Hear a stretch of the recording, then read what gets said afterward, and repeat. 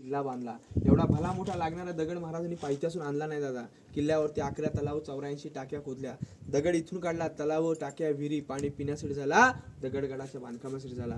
Join करण्यासाठी वाळू cement नव्हतं, चुना शिसा आणि गुळ. गडावरती सागवाडी लाकडं, कुंभाराची कवळं, पैठणी कापड्या, मखमली पडदे, पूर्ण किल्ल्यावरती छप्पर होतं. इंग्रजांनी 10 मे 1870 हा रायगड उद्ध्वस्त केला.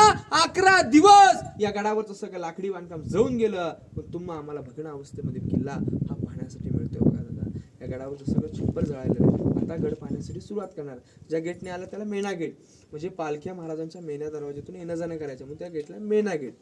हा राणी महल आहे. एका राणीचा एक दालन, एका लागून 6 माले. सईबाई, सोयराबाई, सगुणाबाई, काशीबाई, लक्ष्मीबाई, गुणवंताबाई, सकरबाई, पुतळाबाई. 8 राण्या होत्या महाराजांना. आवडी निवडीसाठी मोजमोजीसाठी काय केल्या नव्हत्या. हे स्वराज्य कमी होतं हे वाढावं या दृष्टिकोनातून 8 राण्या केल्या. सईबाईंचं निधन राजगडावरती झालं. पुतळाबाई खाली जिजाऊंच्या सेवेसाठी पाचाड गाव आहे, 2 किलोमीटर वाडा आहे 9 एकरामध्ये. तिथं आऊसाहेब राहायच्या, त्यांच्या सेवेसाठी पुतळाबाई उरलेल्या 6 राण्या इथे राहायच्या.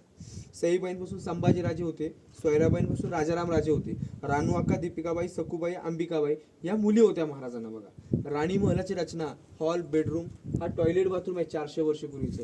आणि महाराजांना हवा खाण्यासाठी खिडकी, ही एका राणी महलाची रचना आहे.